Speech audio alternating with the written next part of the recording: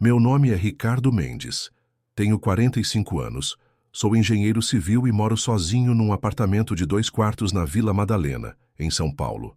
Esta é a história de como uma única frase do meu filho de 16 anos me fez reescrever meu testamento numa madrugada de domingo, removendo completamente o nome dele de todos os meus bens, e como essa decisão quase destruiu o que restava da nossa relação para sempre. Para entender como chegamos até esse ponto, preciso voltar no tempo. Bruno nasceu quando eu tinha 29 anos. Carla e eu estávamos casados há 2 anos. Morávamos numa casa pequena no Butantã, e eu estava começando minha carreira numa construtora de médio porte. Lembro do dia que soube que seria pai como se fosse ontem. Carla fez o teste de gravidez num domingo de manhã, e quando ela saiu do banheiro com aqueles 2 riscos cor-de-rosa, eu senti uma mistura de pânico e euforia que nunca havia experimentado antes. Durante os 9 meses de gestação, eu me transformei no futuro pai mais dedicado de São Paulo. Li todos os livros sobre paternidade que consegui encontrar. Montei o berço com as próprias mãos. Pintei o quarto 3 vezes até conseguir o tom de azul exato que havíamos escolhido. Conversei com a barriga da Carla todas as noites, contando para Bruno sobre meus planos para nós dois. Íamos pescar nos fins de semana. Eu ensinaria futebol para ele, ajudaria com as lições de casa, estaria presente em todas as apresentações da escola. Bruno nasceu numa terça-feira de março, às 6h42 da manhã. Pesava 3,2 kg. Tinha um tufo de cabelo escuro igual ao meu, e chorava com uma potência que impressionou até os enfermeiros. Quando o pediatra o colocou nos meus braços pela primeira vez, senti uma transformação instantânea e definitiva. Ali estava meu filho, a pessoa mais importante que já existira no universo, dependendo completamente de mim para tudo. Os primeiros anos foram mágicos. Bruno era um bebê tranquilo, dormia bem, sorria facilmente.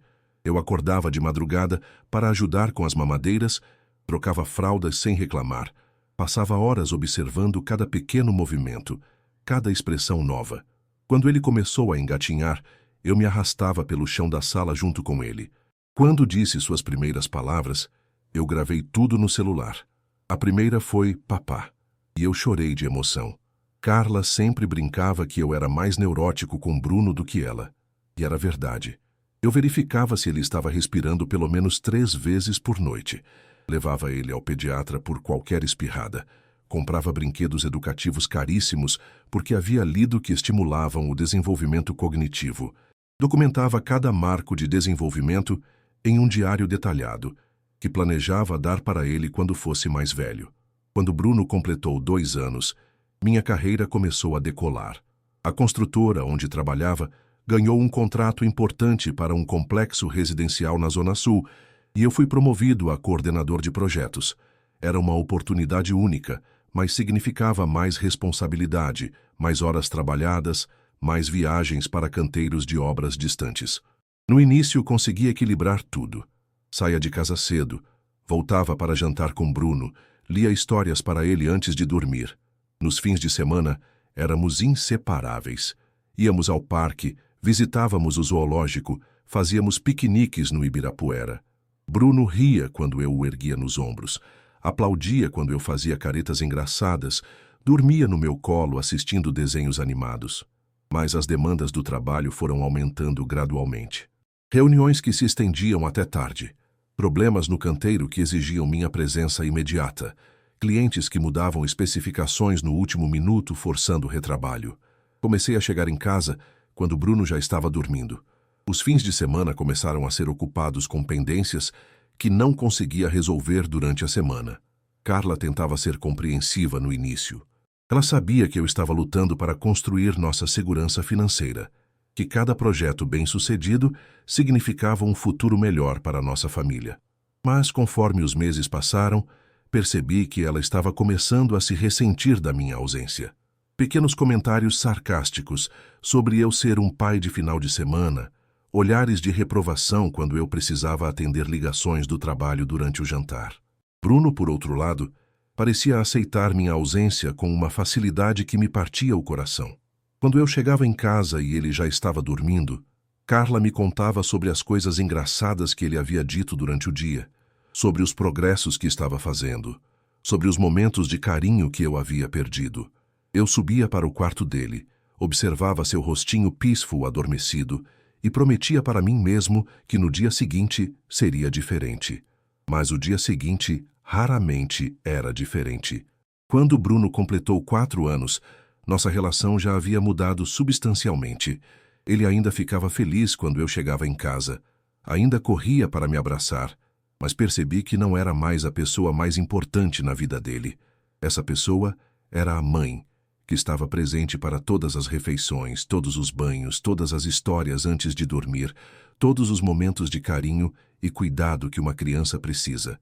Eu me tornara uma figura periférica na vida do meu próprio filho.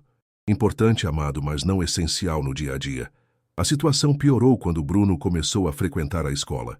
Carla era quem o levava de manhã, quem buscava à tarde, quem participava das reuniões de pais, quem conhecia os professores e os amigos da turma. Eu tentava compensar minha ausência, sendo o pai mais divertido nos poucos momentos que tínhamos juntos.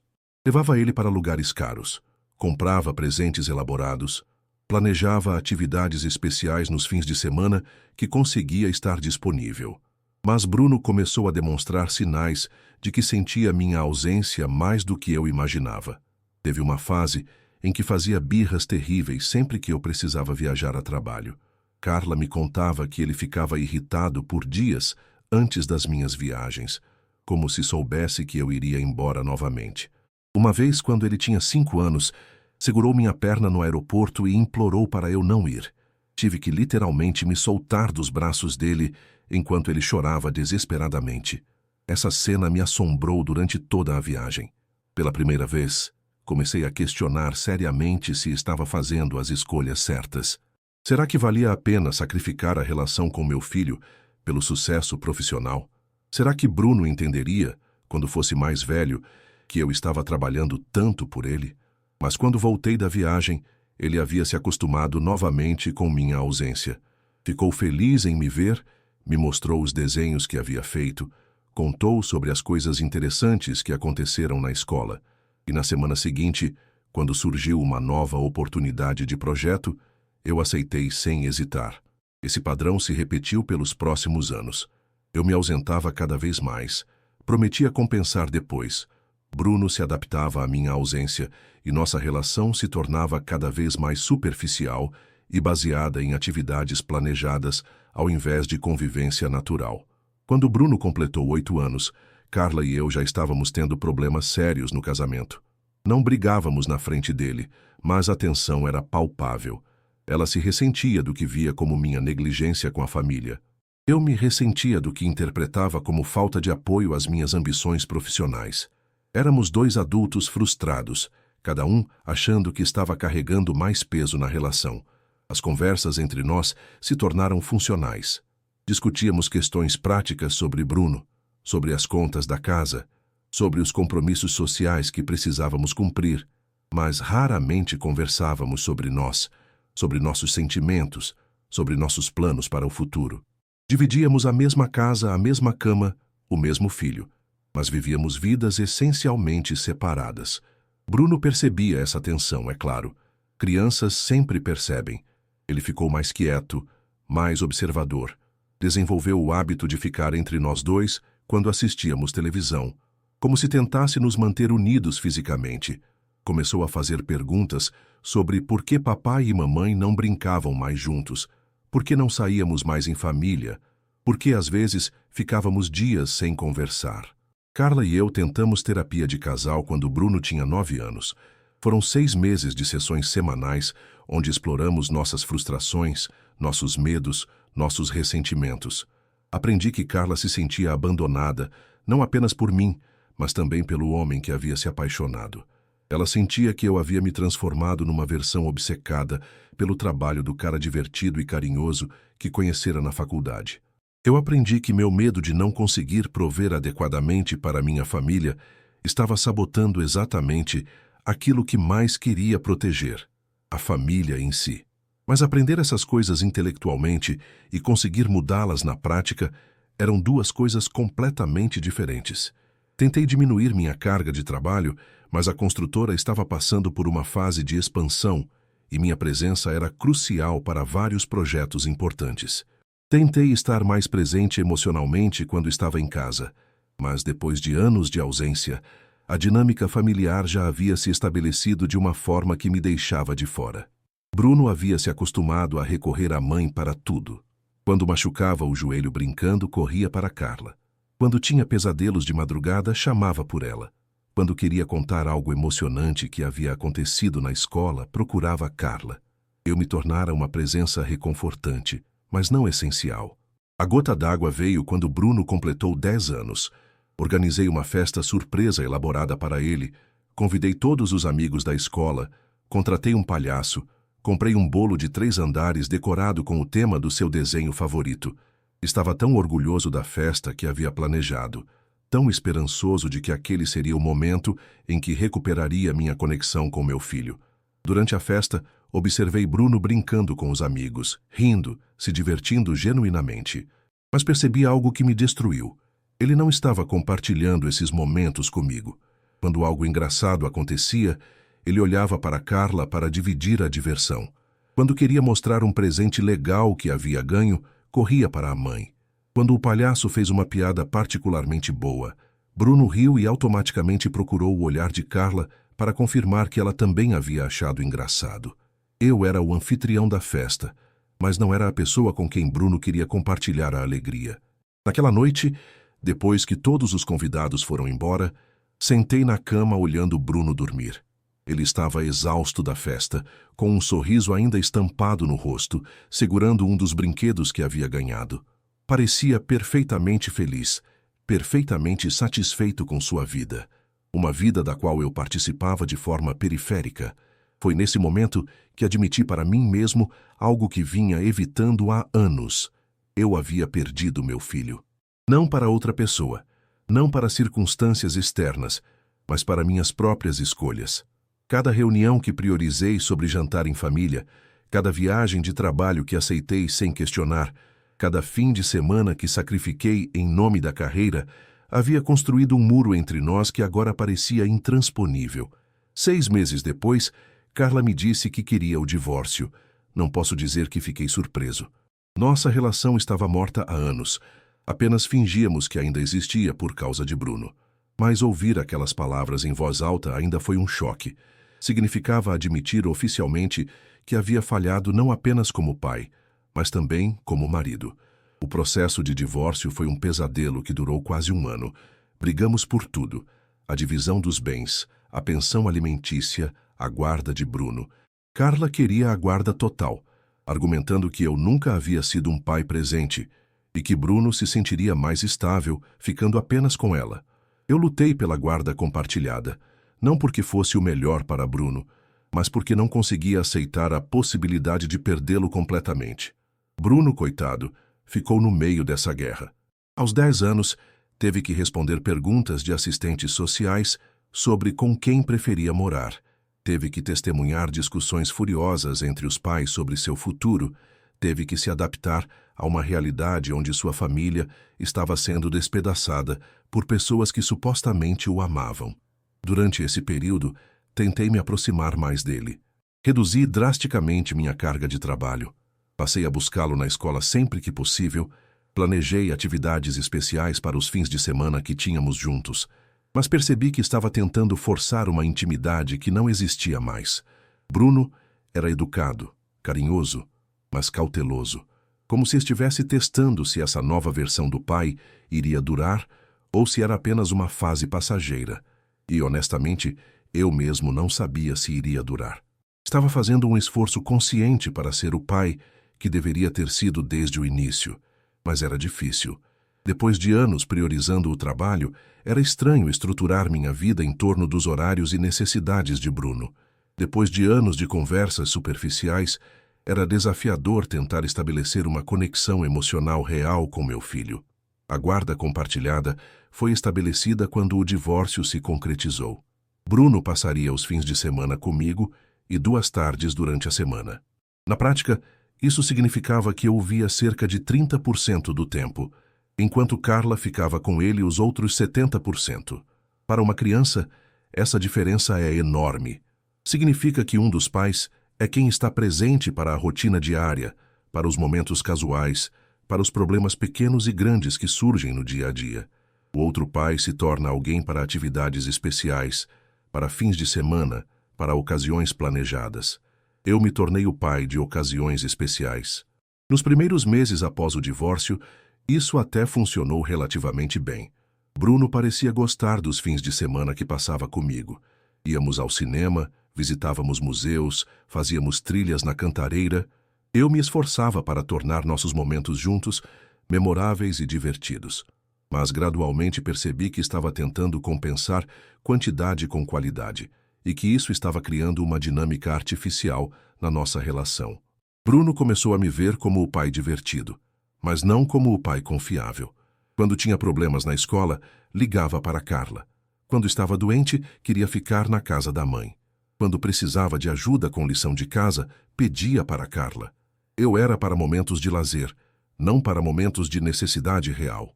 Foi por volta dessa época que João entrou na nossa história. João Pereira, pai da Carla, tinha 62 anos quando se aposentou do seu trabalho como contador em Ribeirão Preto. Enviuvara 3 anos antes, quando a esposa morreu de câncer, e desde então vinha demonstrando sinais de solidão e depressão. Carla se preocupava com ele morando sozinho numa casa grande, sem muito o que fazer, sem companhia regular. A ideia de João se mudar para São Paulo surgiu naturalmente durante uma conversa familiar. Ele poderia vender a casa em Ribeirão, comprar um apartamento menor em São Paulo, ficar mais perto da filha e do neto. Para Carla, seria um apoio emocional e prático na criação de Bruno. Para João, seria uma nova chance de se sentir útil e amado. No início, achei a ideia ótima. João sempre foi um homem íntegro, trabalhador, uma boa influência para Bruno. Durante nosso casamento, ele visitava regularmente e sempre teve uma relação afetuosa com o neto. Era exatamente o tipo de figura masculina positiva que Bruno precisava na vida, especialmente considerando que eu só estava presente parcialmente. João comprou um apartamento a 2 quadras da casa, onde Carla morava com Bruno. Era um lugar simples, bem cuidado, com uma pequena oficina onde ele podia mexer com marcenaria, seu hobby de longa data. Desde o primeiro dia, estabeleceu uma rotina de visitar Carla e Bruno quase diariamente. No começo, essas visitas eram casuais. João aparecia para um café da manhã, ajudava Bruno com algum projeto escolar, consertava algo que estivesse quebrado na casa. Bruno ficou encantado com a presença constante do avô. Finalmente, tinha uma figura masculina disponível todos os dias. Alguém que podia ensiná-lo coisas práticas. Alguém que tinha paciência para explicar detalhes que os adultos ocupados geralmente negligenciam. Eu observava essa aproximação com sentimentos mistos. Por um lado, estava genuinamente feliz por Bruno ter João em sua vida. Meu filho precisava de modelos masculinos positivos, e João certamente era isso. Por outro lado, sentia uma pontada de inveja quando Bruno mencionava as atividades que fazia com o avô, as coisas que aprendia com ele, os momentos especiais que compartilhavam. Aos poucos, João foi assumindo um papel cada vez mais central na vida de Bruno. Era ele quem buscava meu filho na escola quando Carla não podia. Era ele quem ajudava com lições de casa de matemática e ciências. Era ele quem ensinava truques de mágica, consertava bicicletas, explicava como funcionam os motores de carro. E Bruno adorava tudo isso. Comecei a perceber que as histórias mais empolgantes que Bruno me contava nos fins de semana sempre envolviam João. O vô João me ensinou a fazer um avião de papel que voa super longe. O vô João me levou para ver como constroem prédios no centro da cidade. O vô João sabe jogar xadrez e está me ensinando. Cada uma dessas frases era como uma pequena facada. Não porque João estivesse fazendo algo errado, mas porque evidenciava tudo o que eu não estava fazendo como pai. A situação se agravou quando Bruno completou 12 anos. João havia passado 2 anos construindo uma relação sólida e cotidiana com meu filho e os resultados eram evidentes. Bruno falava sobre o avô com um carinho e uma admiração que raramente demonstrava por mim. Não era que ele não me amasse, mas era óbvio que João ocupava um espaço emocional na vida dele que deveria ter sido meu. Tentei conversar sobre isso com Carla, mas ela não via problema algum. João é uma bênção na vida do Bruno, dizia ela. Ele tem a paciência e a disponibilidade que nenhum de nós dois tem. Por que você vê isso como algo ruim? Ela não estava errada, e essa era a parte mais frustrante. João realmente era uma bênção na vida de Bruno.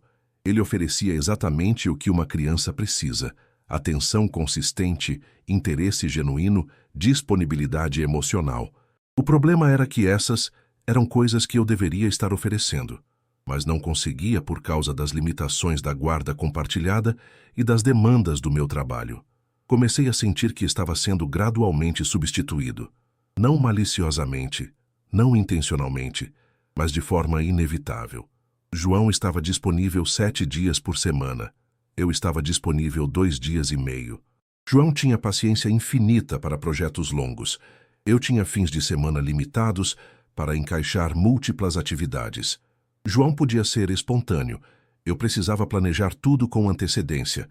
A comparação era injusta para mim, mas era a realidade que vivíamos. Quando Bruno entrou na adolescência, a situação ficou ainda mais complicada. Adolescentes precisam de modelos, de mentores, de figuras em quem confiar para navegar as complexidades dessa fase da vida.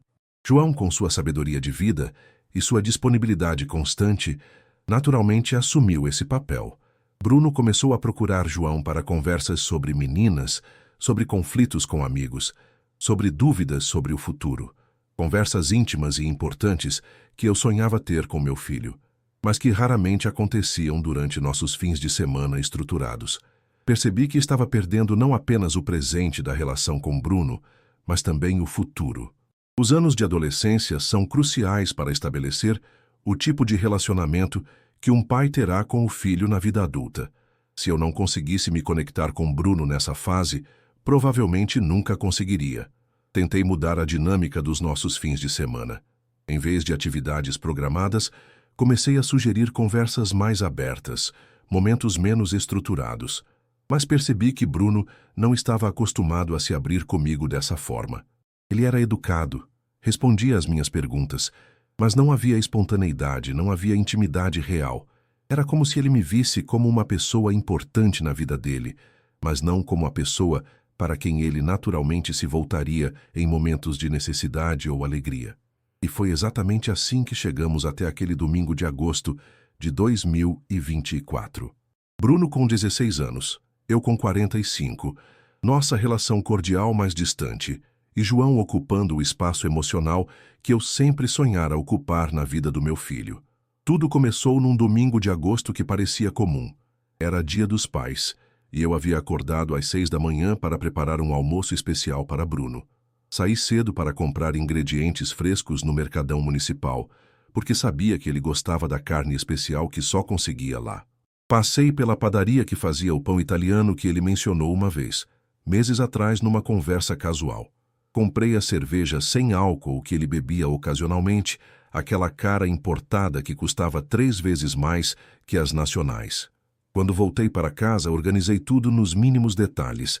A mesa posta com os pratos que ele gostava, flores frescas no centro, até mesmo uma playlist com músicas que sabia que ele curtia tocando baixinho no som. Havia planejado contar sobre os ingressos do Corinthians que conseguira para o jogo da semana seguinte, uma surpresa que vinha preparando há semanas. O apartamento estava impecável. Eu havia passado a sexta-feira inteira limpando, organizando, preparando tudo para que esse Dia dos Pais fosse especial. Queria que Bruno se sentisse em casa. Queria que tivéssemos um daqueles momentos de conexão pai e filho que eu via nos filmes, mas que raramente experimentávamos na vida real. Bruno chegou pontualmente às 11, como sempre. Ele era um adolescente pontual, responsável, educado. Cumprimentou com um "Oi, pai", caloroso, mas não efusivo, e foi direto para o quarto que eu sempre chamava de quarto do Bruno, embora ele claramente não o visse dessa forma. Era mais como um quarto de hóspedes, onde ele guardava algumas roupas e objetos pessoais. Enquanto eu terminava os preparativos na cozinha, ouvi a voz dele vindo do quarto. Ele estava falando ao telefone, provavelmente com Carla, como sempre fazia quando chegava. Era um ritual. Chegar, se instalar, ligar para a mãe para avisar que havia chegado bem. Eu nunca me importei com isso. Na verdade, achava responsável da parte dele. Estava concentrado em temperar a carne exatamente como ele gostava, mal passada, com apenas sal grosso e alecrim, quando ouvi uma frase que mudaria completamente minha perspectiva sobre nossa relação. Ah, mãe, o vô João é demais. Ontem ele me ajudou a terminar aquele projeto de física, sabe? Ele entende de eletrônica, foi super paciente explicando os circuitos. Cara, ele é tipo o pai que eu nunca tive, sabe? O garfo que eu segurava para virar a carne escorregou da minha mão e bateu no chão com um ruído metálico que ecoou pela cozinha silenciosa. Por um momento, fiquei completamente paralisado, processando o que havia acabado de ouvir. O pai que eu nunca tive. As palavras ricochetearam na minha mente como balas. Senti uma mistura devastadora de dor, raiva, descrença e uma tristeza tão profunda que me deixou fisicamente nauseado. Ali estava meu filho, a pessoa mais importante do mundo para mim, descrevendo outro homem como o pai que nunca teve, implicando que eu, seu pai biológico, nunca havia desempenhado adequadamente esse papel na vida dele. Bruno continuou a conversa, aparentemente sem perceber o impacto das suas palavras. Ele tem uma paciência infinita, diferente do papai que sempre está correndo ou pensando no trabalho. Ontem passamos 3 horas montando o projeto e ele explicou cada detalhe. No final, funcionou perfeitamente. Ele me ensinou mais sobre eletrônica em uma tarde do que eu aprendi na escola o ano inteiro. Cada palavra adicional era como sal numa ferida aberta. Desliguei o fogo automaticamente e me apoiei na bancada da cozinha, tentando processar a avalanche de emoções que me atingia. E sabe o que é mais legal, mãe? Ele nunca está com pressa. Quando pergunto alguma coisa, ele para tudo o que está fazendo e explica direito. Não fica olhando o celular, não diz que vai explicar depois. Ele realmente me escuta. Essa última frase me atingiu como um soco no estômago, porque eu sabia que era verdade. Quantas vezes Bruno havia tentado me contar algo e eu estava distraído com e-mails do trabalho? Quantas vezes disse, depois conversamos, porque estava focado em alguma questão da construtora? Quantas oportunidades de conexão real eu havia desperdiçado porque minha mente estava sempre dividida entre ser pai e ser profissional? O papai é legal, mas é diferente, continuou Bruno, e meu coração disparou, esperando que ele dissesse algo positivo sobre mim. Ele sempre está preocupado com alguma coisa, sempre tem algum projeto urgente. Mesmo nos fins de semana aqui, eu percebo que ele fica checando o celular, respondendo mensagens. Com o vô João é diferente. Quando estou com ele, é como se eu fosse a única coisa importante no mundo. Fechei os olhos e respirei fundo, tentando não fazer barulho. Bruno estava certo, e isso tornava tudo ainda mais doloroso. Mesmo quando estava fisicamente presente, minha mente frequentemente estava em outro lugar. Quantas conversas importantes havíamos perdido, porque eu estava mentalmente resolvendo problemas da obra. Quantos momentos de intimidade foram desperdiçados, porque eu não conseguia desconectar completamente do trabalho. Hoje vou almoçar com o papai, disse Bruno, e percebi que sua voz havia mudado sutilmente. Menos empolgação, mais senso de dever. Ele sempre prepara umas coisas especiais no Dia dos Pais. É fofo, na verdade. Ele se esforça muito. Fofo. Meu filho achava fofo o esforço que eu fazia para ser um bom pai, como se fosse uma tentativa comovente, mas fundamentalmente inadequada.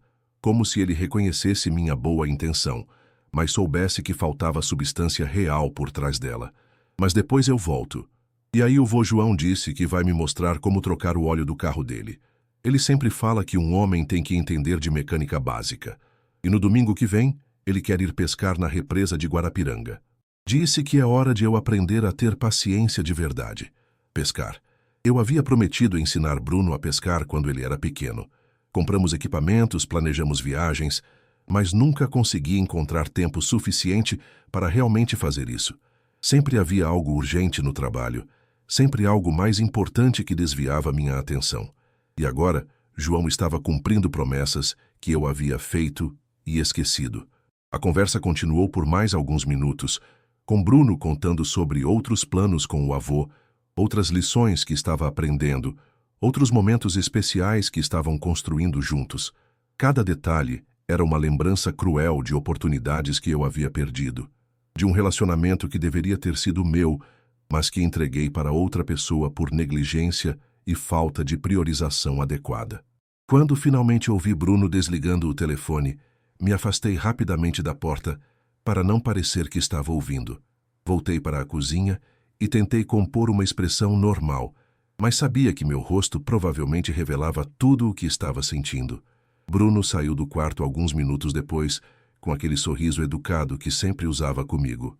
"E aí, pai? Posso ajudar com alguma coisa?" "Está tudo pronto", respondi, e minha voz saiu mais tensa do que eu queria. "Pode sentar na mesa."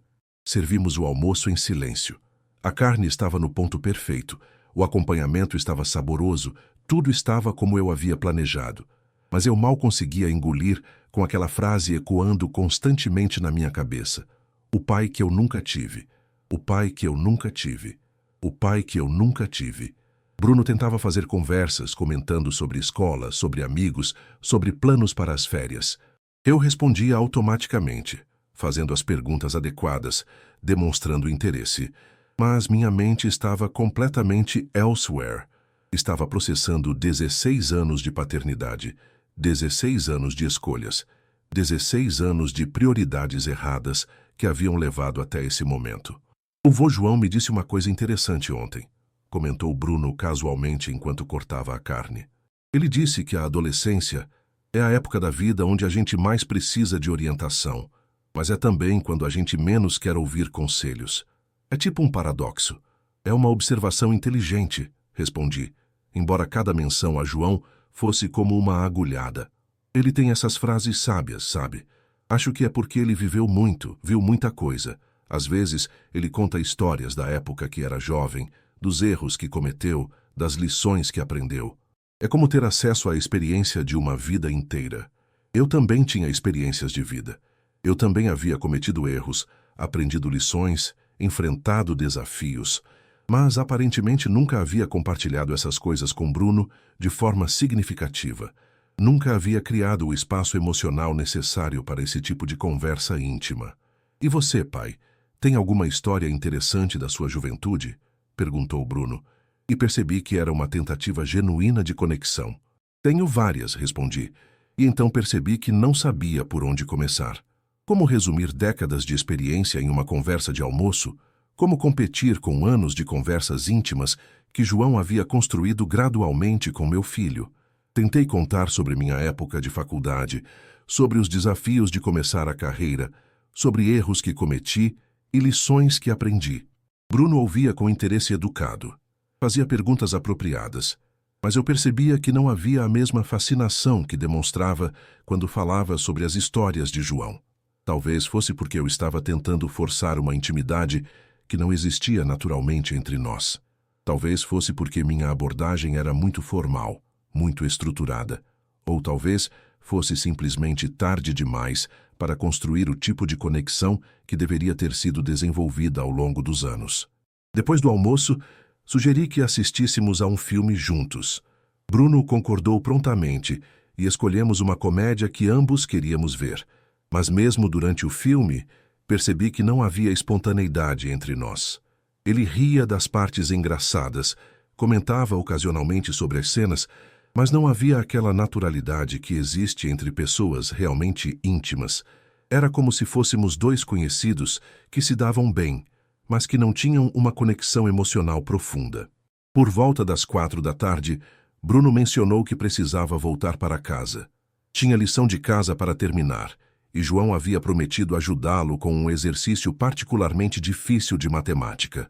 "O vô João era contador", explicou Bruno, enquanto guardava seus pertences na mochila.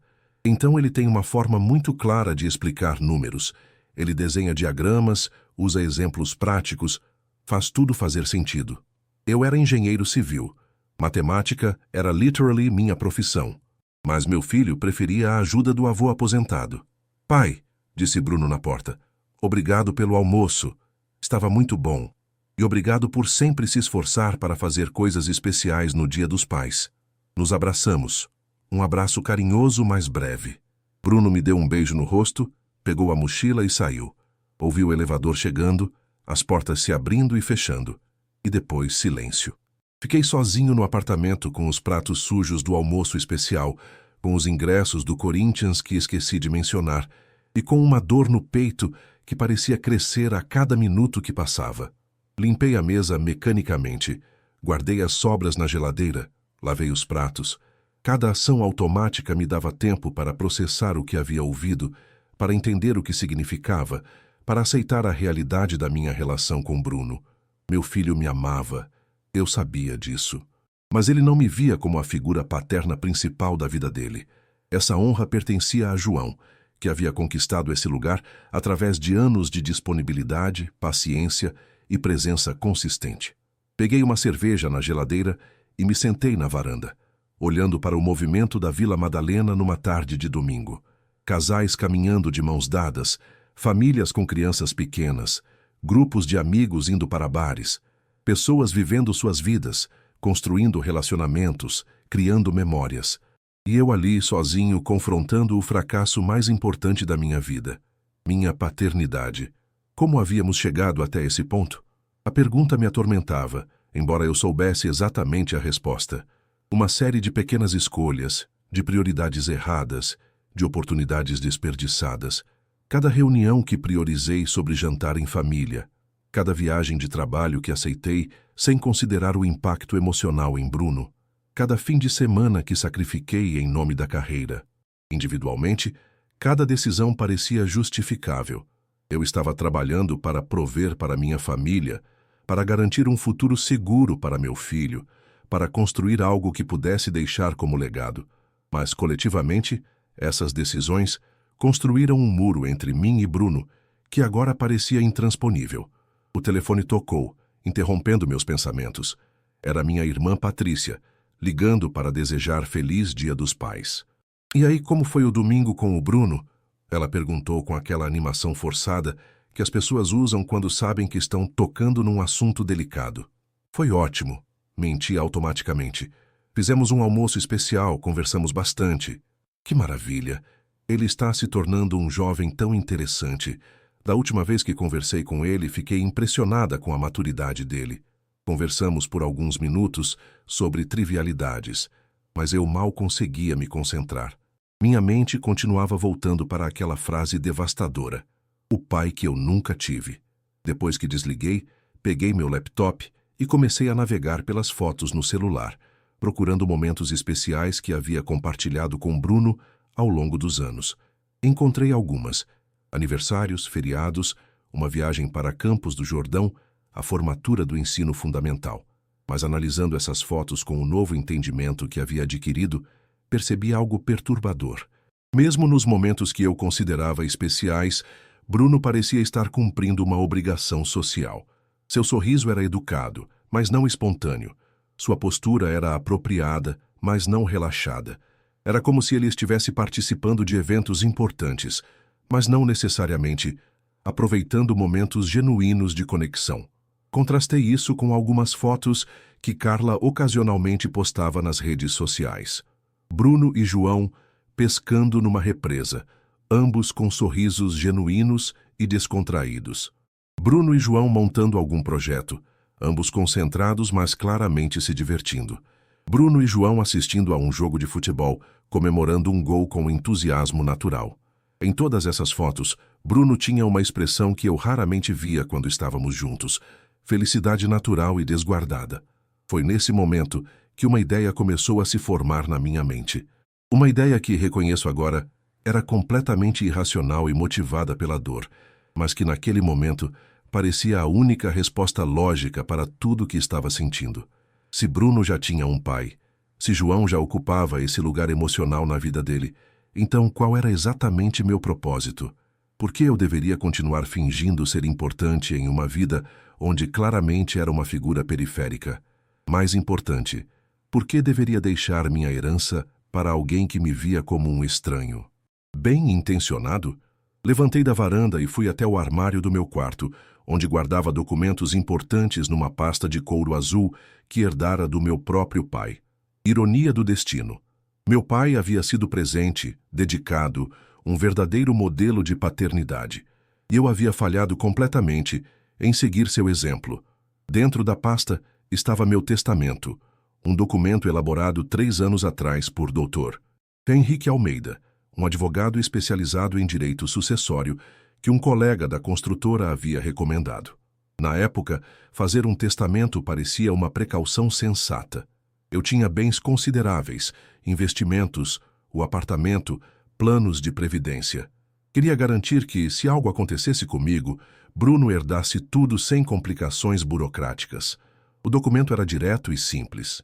Todos os meus bens. O apartamento avaliado em R$ 800 mil, as aplicações financeiras que somavam aproximadamente 400 mil, o plano de previdência privada com valor acumulado de 200 mil, o seguro de vida de 500 mil, mais alguns investimentos menores. Tudo destinado integralmente a Bruno.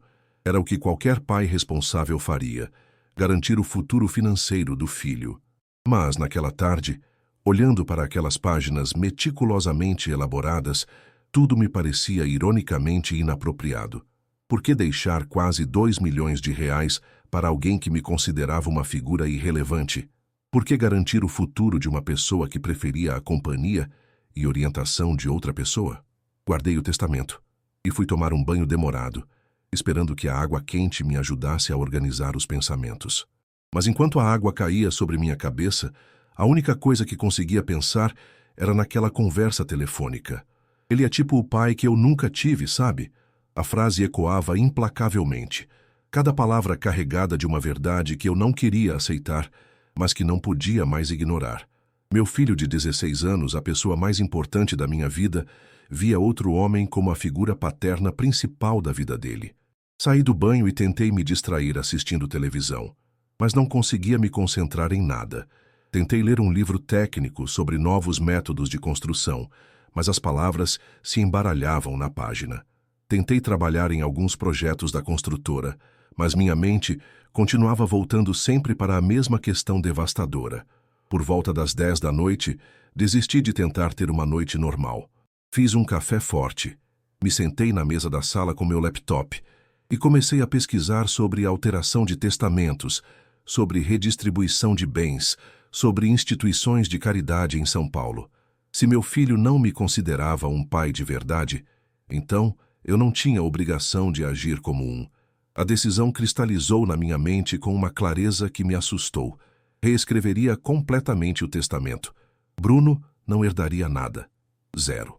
Todo o patrimônio que passei 20 anos construindo seria doado para instituições que realmente faziam diferença na vida das pessoas. Organizações que cuidavam de crianças abandonadas, crianças órfãs, crianças que talvez valorizassem ter um pai, mesmo um imperfeito. Passei as próximas 3 horas pesquisando meticulosamente. Queria ter certeza absoluta de que meu dinheiro seria bem utilizado, que faria diferença concreta na vida de pessoas que realmente precisavam. Não seria uma decisão emocional e impulsiva, seria uma escolha racional e bem fundamentada. Encontrei 5 instituições que me impressionaram pela seriedade do trabalho e pela transparência na utilização de recursos. A Casa do Caminho, que cuidava de crianças órfãs e adolescentes em situação de risco na periferia de São Paulo. Vi fotos de crianças que haviam perdido os pais, que viviam em abrigos, que sonhavam ter uma família. Crianças que dariam qualquer coisa para ter um pai presente, mesmo um imperfeito como eu. O Instituto Profissionalizante Esperança, uma escola técnica gratuita para jovens de baixa renda que oferecia cursos de eletrônica, informática e mecânica. Jovens que precisavam de oportunidades, de pessoas que acreditassem no potencial deles, de recursos para construir um futuro melhor. O Centro de Recuperação Nova Vida, que tratava dependentes químicos abandonados pela família. Homens e mulheres que haviam perdido tudo, inclusive a relação com os próprios filhos, e que lutavam para reconstruir suas vidas. A Associação Lar Seguro, que ajudava famílias em situação de rua a se reestabelecer.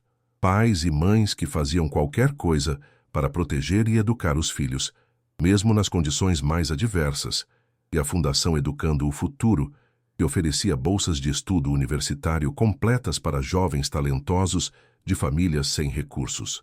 Uma chance de educação superior que mudaria completamente as trajetórias de vida desses estudantes. 5 instituições que trabalhavam com pessoas que realmente precisavam, que realmente valorizariam o apoio. Pessoas que entenderiam o valor de ter alguém que se importasse com elas, mesmo que à distância. Por volta da 1 da manhã, já tinha definido exatamente como dividiria minha herança. 400 mil reais para cada instituição, distribuindo igualmente os cerca de 2 milhões que constituíam meu patrimônio. Escrevi instruções específicas sobre como os recursos deveriam ser utilizados para necessidades básicas das crianças, para equipamentos educacionais, para programas de capacitação profissional. Às 2 da manhã, liguei para o escritório do Dr. Henrique e deixei uma mensagem na secretária eletrônica. Expliquei que precisava fazer alterações urgentes no meu testamento e pedi para ele me retornar primeira coisa na segunda-feira de manhã. Minha voz estava firme, determinada. Essa seria a decisão mais importante que tomaria em toda a minha vida. Depois de desligar, me senti estranhamente em paz. Pela primeira vez em meses, sentia que havia tomado uma decisão que fazia sentido lógico e moral. Se Bruno já tinha o pai que queria em João, então eu estava livre para direcionar meu legado para pessoas que realmente precisavam e valorizariam. Sentei-me então para escrever uma carta para Bruno. Não seria uma carta raivosa ou vingativa. Eu ainda o amava profundamente. Seria uma explicação honesta e racional da minha decisão. Meu querido Bruno, comecei. Se você está lendo esta carta, significa que algo aconteceu comigo e chegou a hora de você saber sobre as decisões que tomei em relação à minha herança. Continuei escrevendo por quase 1 hora, tentando explicar meus sentimentos sem soar amargo ou ressentido. Hoje ouvi você dizer que João é o pai que você nunca teve. Essas palavras me fizeram entender algo importante. Você encontrou na figura do seu avô o tipo de orientação, apoio e companheirismo que todo jovem merece ter.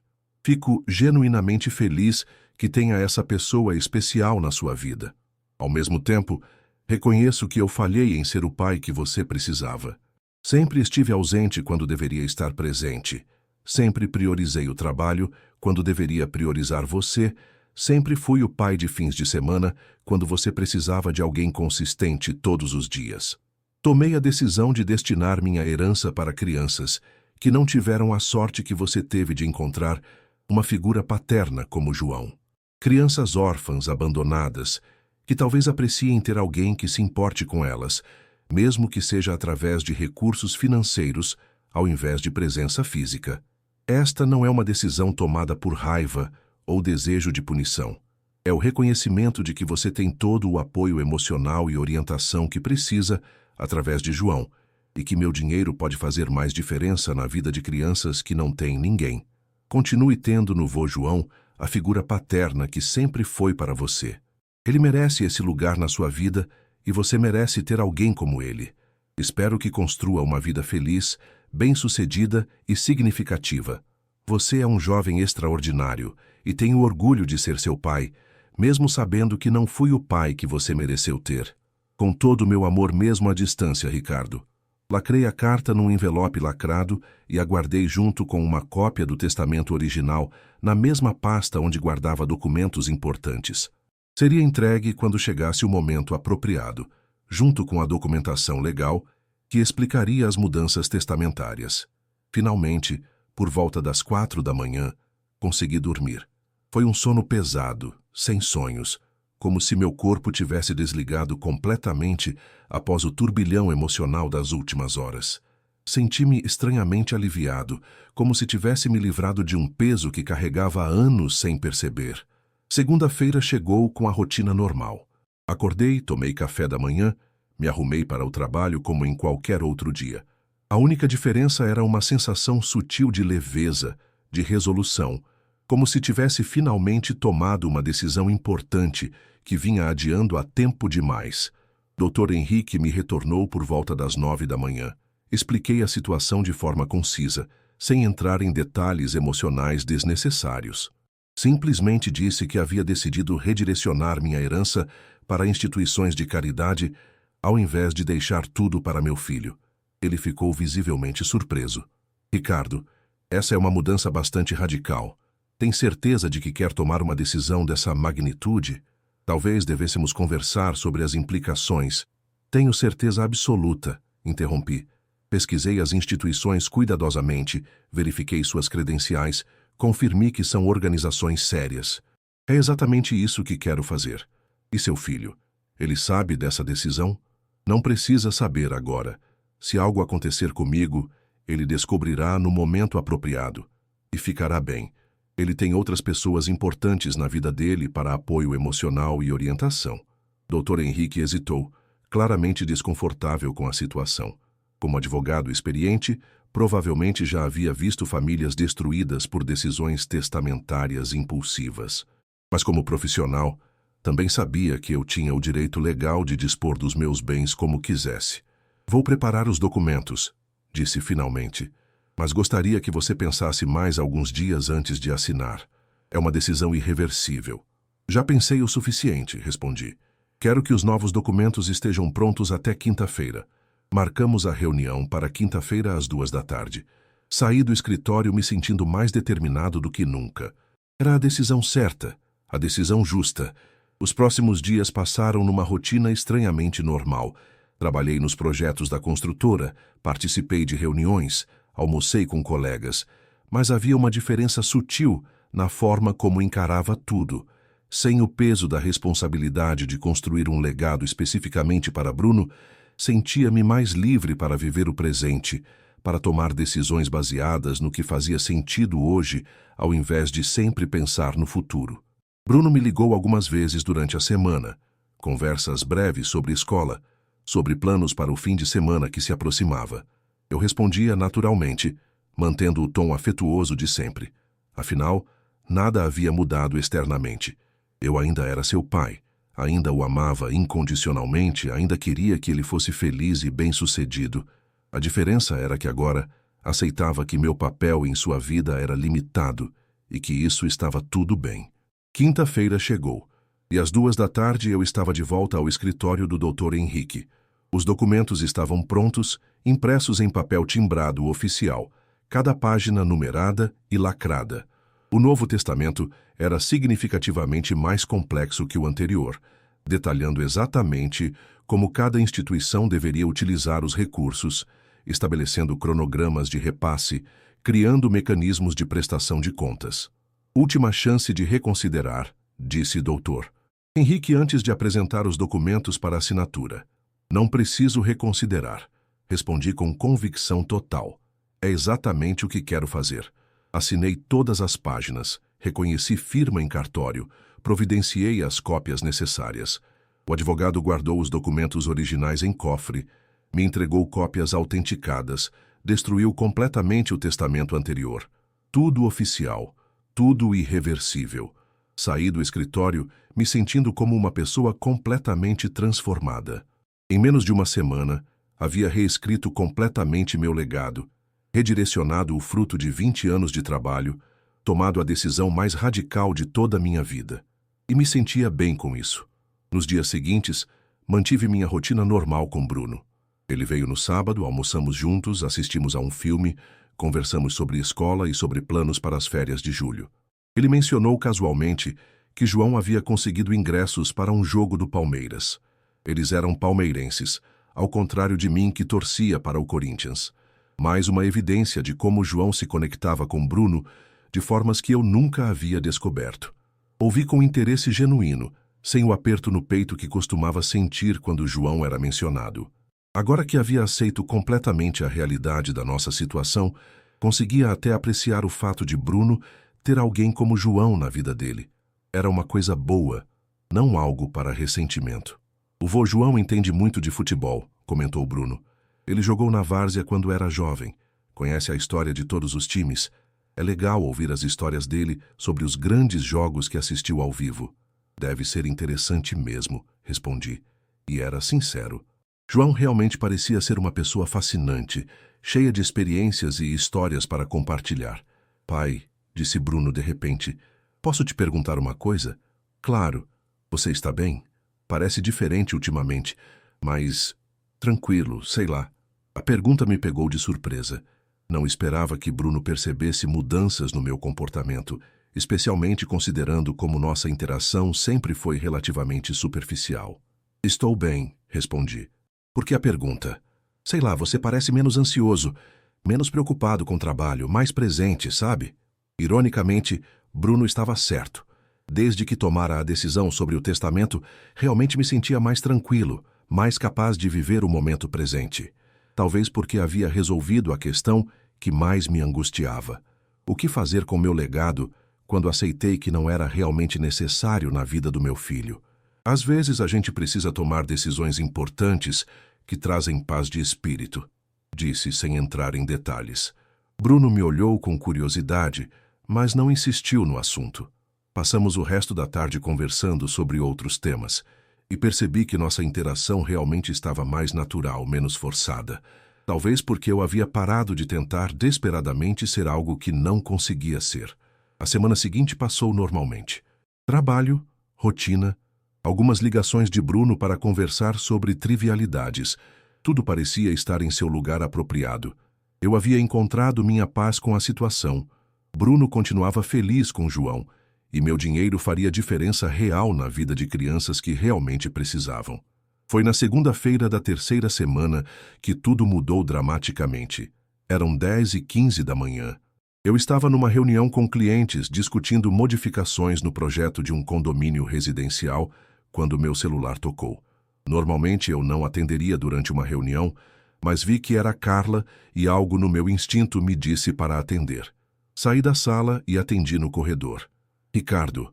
A voz dela estava trêmula, assustada, quase irreconhecível. Você precisa vir para o hospital imediatamente. É o meu pai. Ele teve um infarto. Senti o mundo desaparecer ao meu redor.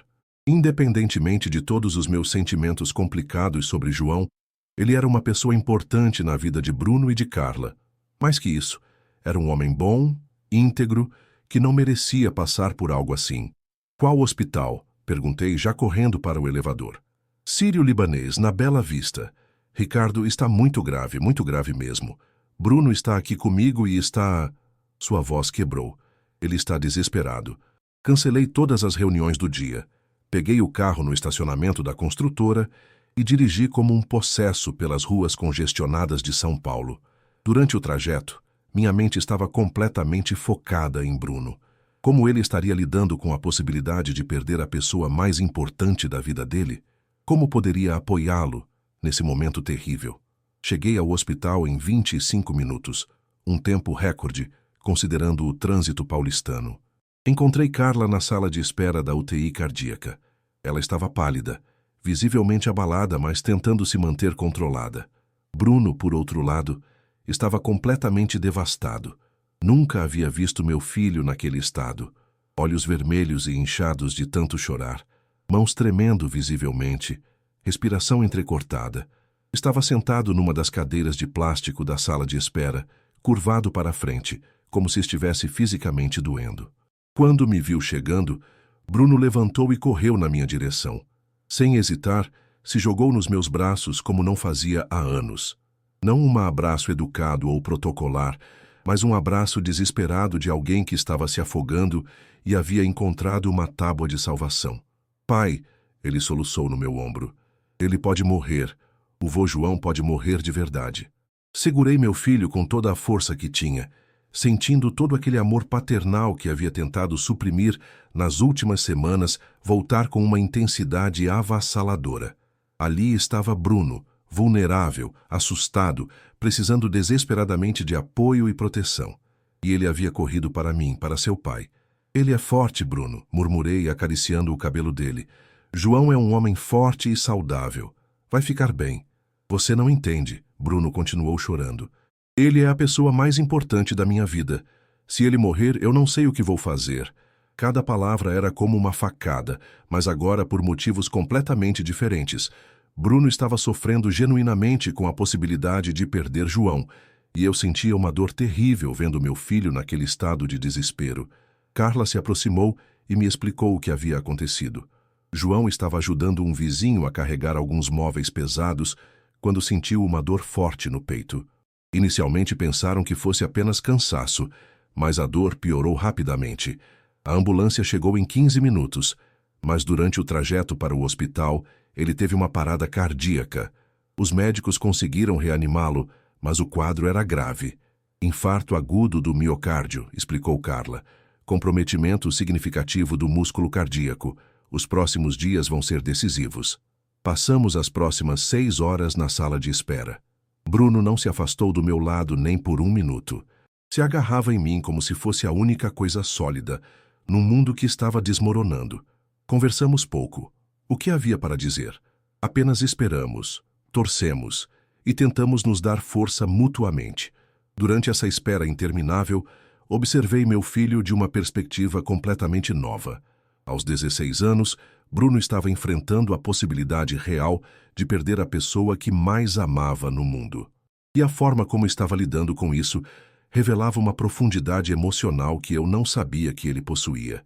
Ele chorava sem se envergonhar, falava abertamente sobre seus medos, pedia apoio sem hesitar. Era corajoso na sua vulnerabilidade, honesto na sua dor. E mais impressionante, estava encontrando em mim o apoio que precisava nesse momento crucial. Por volta das 8 da noite, conseguimos falar brevemente com o cardiologista responsável. Doutor, Martins era um homem sério, direto, que não tentou amenizar a gravidade da situação. Senhor João está estável no momento, explicou, mas teve um infarto extenso. Conseguimos desobstruir a artéria principal através de cateterismo, mas houve dano significativo ao músculo cardíaco. Os próximos 3 dias serão críticos. Se não houver complicações, as chances de recuperação são boas, mas precisamos ser realistas sobre os riscos. Bruno ouviu tudo em silêncio, segurando minha mão com uma força que não sabia que possuía. Podemos vê-lo? Perguntei. Apenas 5 minutos e só 2 visitantes por vez. Ele está sedado, conectado a vários aparelhos. Pode ser chocante visualmente. Bruno queria entrar primeiro. Acompanhei-o até a UTI, onde João jazia numa cama cercada por monitores, tubos e equipamentos médicos. Estava irreconhecível, pálido, entubado, completamente vulnerável.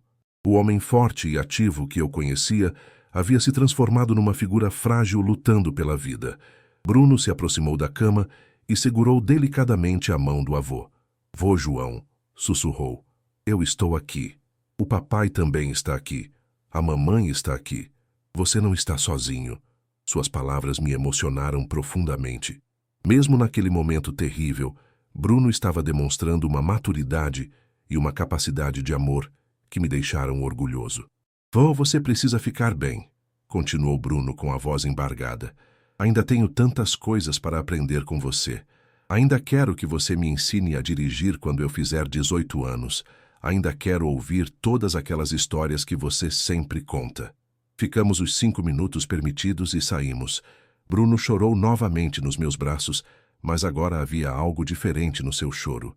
Havia esperança misturada com medo, amor misturado com dor.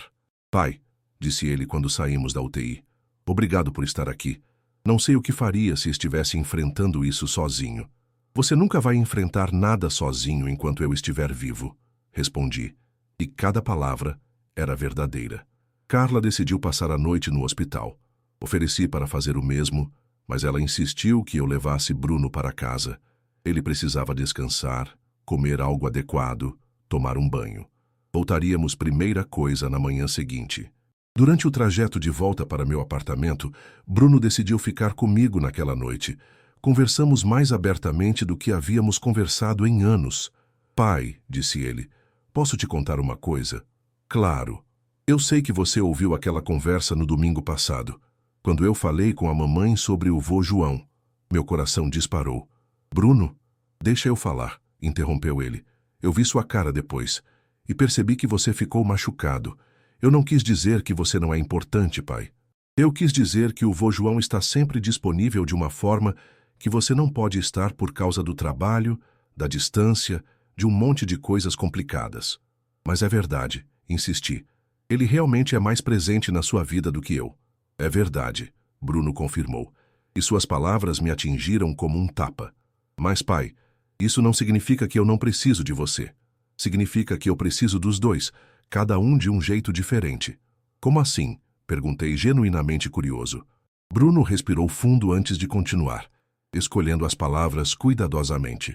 O vô João me ensina coisas práticas. Ele tem tempo para me ajudar com lição de casa, para ouvir sobre problemas da escola para fazer projetos comigo nos fins de semana. Ele é paciente, está sempre disponível. Tem experiência para compartilhar sobre tudo. É como ter um mentor que vive perto de casa. Fiz que sim com a cabeça, esperando ele continuar. Mas você... Bruno parou procurando as palavras certas. Você é meu pai de verdade. Quando penso sobre que tipo de homem quero ser quando crescer, penso em você. Quando estou com medo de algo realmente importante, quero falar com você. Quando preciso de orientação sobre decisões grandes, procuro você, como hoje. Suas palavras me deixaram completamente sem ação. Estava descobrindo uma perspectiva da nossa relação que havia interpretado completamente errado. Então por que disse aquilo para sua mãe? Perguntei. Porque eu estava bravo com você. Ele respondeu com brutal honestidade. Você tinha cancelado nosso plano de ir ao jogo do Corinthians na semana anterior por causa de uma reunião urgente, e eu estava chateado. Foi uma forma idiota de desabafar. Não pensei que você fosse ouvir, e se soubesse que você ouviria, nunca teria dito. E se eu não tivesse ouvido? Você me contaria sobre esses sentimentos? Bruno hesitou. Provavelmente não. Não sabia como falar sobre isso sem parecer ingrato ou te magoar. É complicado explicar que você ama duas pessoas de formas diferentes. Mas você realmente ficava chateado comigo às vezes. Fico, ele admitiu. Mas pai, todo mundo fica chateado com os pais às vezes. Isso faz parte de crescer. Não significa que eu não te amo ou que não te vejo como meu pai. Paramos num semáforo e aproveitei para olhar diretamente para Bruno. Ele havia amadurecido muito nos últimos anos, mais do que eu havia percebido. Bruno, disse finalmente, eu quero que você saiba que tudo o que aconteceu entre mim e sua mãe, todos os problemas que tivemos durante o divórcio, nada disso foi culpa sua.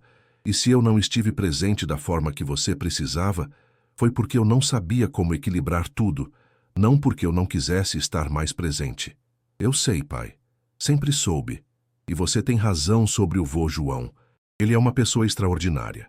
E sou grato por ele existir na sua vida. Ele oferece coisas que eu não consigo oferecer. E isso é bom, não ruim. Bruno sorriu pela primeira vez, desde amanhã. Obrigado por dizer isso. É importante para mim saber que você não vê o vô João como competição. Mas eu preciso que você entenda uma coisa, continuei. Por mais importante que o vô João seja, você sempre vai ser meu filho. Sempre. E eu sempre vou estar aqui quando você precisar de mim, mesmo que nem sempre tenha estado no passado da forma ideal. Eu sei, pai, e eu preciso de você, principalmente agora. Chegamos no apartamento e preparei um jantar simples. Bruno comeu pouco, mas pelo menos comeu alguma coisa. Tomou um banho demorado, vestiu uma das minhas camisetas para dormir. Parecia muito mais novo que seus 16 anos, vulnerável e carente. Antes de dormir, ele veio até meu quarto. Pai, posso dormir aqui hoje? No sofá da sua sala, não quero ficar sozinho. Pode dormir na minha cama, lhe ofereci. Eu durmo no sofá. Não, vamos dividir a cama mesmo, como quando eu era pequeno e tinha pesadelo. Não me lembrava de Bruno ter dormido na minha cama quando era pequeno. Provavelmente porque eu estava sempre viajando ou chegando tarde demais para esses momentos íntimos. Mas não mencionei isso. Em vez disso, simplesmente concordei. Dormimos lado a lado, Bruno se agarrando em mim como se fosse uma criança pequena assustada. Durante a madrugada, ele acordou várias vezes, sempre verificando se eu ainda estava ali. Cada vez que acordava, eu o tranquilizava, dizia que estava tudo bem, que não ia a lugar algum. Pela manhã voltamos para o hospital. João havia passado uma noite estável, sem complicações. Os médicos estavam cautelosamente otimistas. Bruno ficou visivelmente aliviado, mas ainda estava claramente abalado pela possibilidade de perder o avô. Passamos o dia inteiro no hospital. Bruno não queria sair de perto da UTI, como se sua presença pudesse de alguma forma ajudar João a se recuperar. Conversamos muito durante essas longas horas de espera. Sobre escola, sobre seus planos para o futuro, sobre medos e esperanças. Conversas que deveríamos ter tido anos atrás, mas que estavam acontecendo agora, nas circunstâncias mais improváveis. Pai, disse Bruno durante uma das nossas conversas, posso te fazer uma pergunta pessoal? Claro. Você se arrepende de ter se divorciado da mamãe? A pergunta me pegou completamente desprevenido. Por que quer saber isso? Só curiosidade. Às vezes imagino como seria se vocês ainda fossem casados, se seríamos uma família normal. Pensei cuidadosamente antes de responder. Não me arrependo do divórcio em si. Sua mãe e eu não éramos mais felizes juntos, e viver numa casa cheia de tensão não seria bom para ninguém, especialmente para você. Mas me arrependo profundamente de ter deixado o trabalho me consumir tanto que destruiu nosso casamento e nossa família. Você ainda gosta da mamãe? Tenho muito carinho por ela. Ela é uma pessoa maravilhosa, uma mãe excepcional. Simplesmente não conseguimos fazer nosso relacionamento funcionar como casal. Bruno assentiu, processando a informação. E você tem algum arrependimento sobre como as coisas aconteceram? Perguntei. Ele pensou por um momento. Às vezes gostaria que vocês conseguissem ficar na mesma sala sem aquela tensão estranha.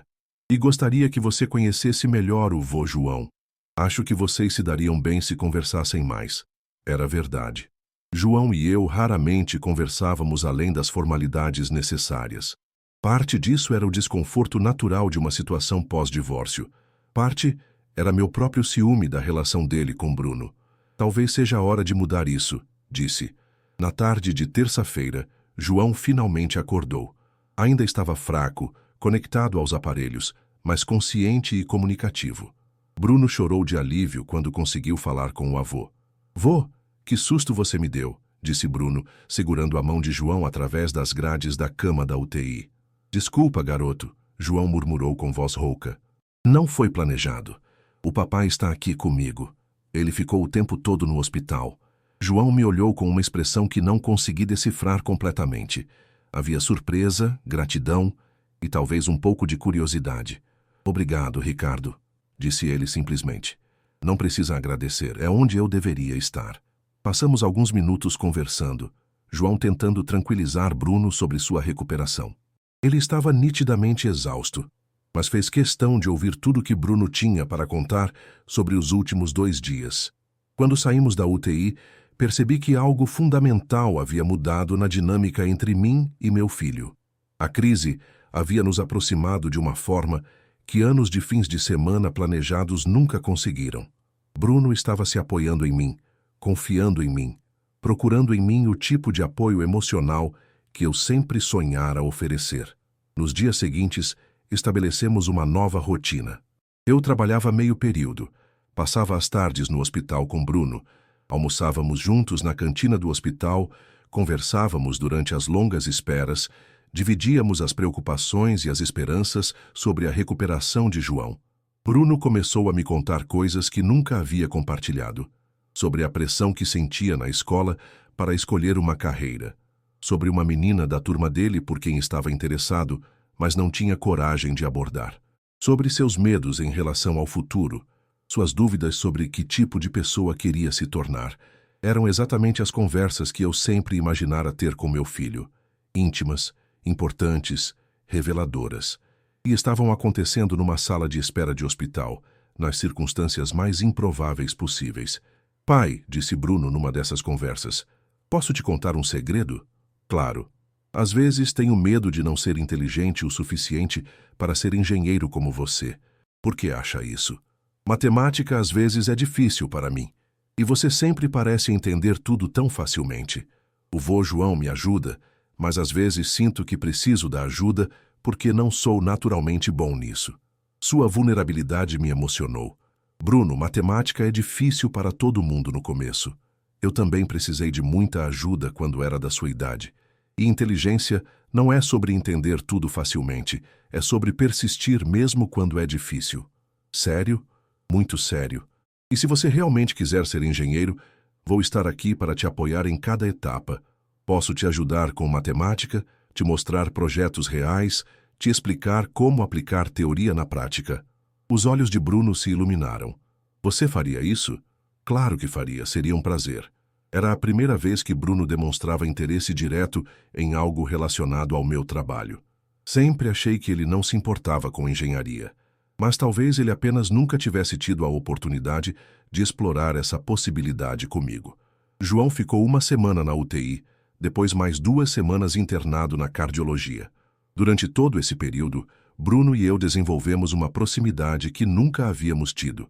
Não a proximidade artificial das atividades de fim de semana, mas uma conexão emocional real baseada em vulnerabilidade mútua e apoio genuíno. Descobri que meu filho era muito mais interessante, maduro e carinhoso do que eu imaginava. Ele tinha opiniões bem formadas sobre política, preocupações legítimas sobre questões ambientais, sonhos específicos para o futuro. Era engraçado, inteligente, empático. Era exatamente o tipo de pessoa que eu gostaria de ter como amigo, independentemente de ser meu filho, e descobri também que ele realmente precisava de mim. Não da mesma forma que precisava de João, não para ajuda com lições de casa ou projetos práticos, mas para orientação sobre questões importantes, para apoio emocional em momentos difíceis, para o tipo de conexão única que só existe entre pai e filho. Durante a segunda semana de internação de João, tive uma conversa importante com o Dr. Henrique. Liguei para o escritório e marquei uma reunião urgente. Preciso reverter completamente as alterações que fiz no testamento, disse sem preâmbulos. Ele não pareceu surpreso. Mudou de ideia sobre as doações para a caridade? Não sobre as doações. Quero manter as doações, mas como contribuições anuais durante minha vida, não como herança póstuma. E quero que Bruno volte a ser o beneficiário principal do testamento. Dr. Henrique assentiu. Posso perguntar o que mudou? Entendi algumas coisas sobre paternidade que não entendia antes. Descobri que meu filho me ama e precisa de mim de formas que eu não percebia. A decisão anterior foi tomada com base numa interpretação equivocada da nossa relação. E as instituições de caridade? Vou fazer doações anuais de R$50 mil para cada uma das 5 organizações que pesquisei. É um valor que posso sustentar sem comprometer meu padrão de vida ou o futuro do Bruno. Dessa forma, posso ajudar essas crianças necessitadas durante minha vida, ao invés de apenas depois da morte. Era a solução perfeita. Eu conseguiria apoiar crianças que realmente precisavam, mas sem castigar Bruno por palavras ditas num momento de frustração adolescente. O Novo Testamento foi preparado e assinado na sexta-feira. Bruno voltou a ser o único herdeiro de todos os meus bens, mas agora com uma diferença importante. Eu também estava contribuindo ativamente para causas sociais importantes, usando parte da minha renda para fazer diferença na vida de crianças menos favorecidas. João recebeu alta numa quarta-feira de manhã. Bruno estava eufórico, mas também visivelmente nervoso sobre como seria cuidar do avô durante a recuperação.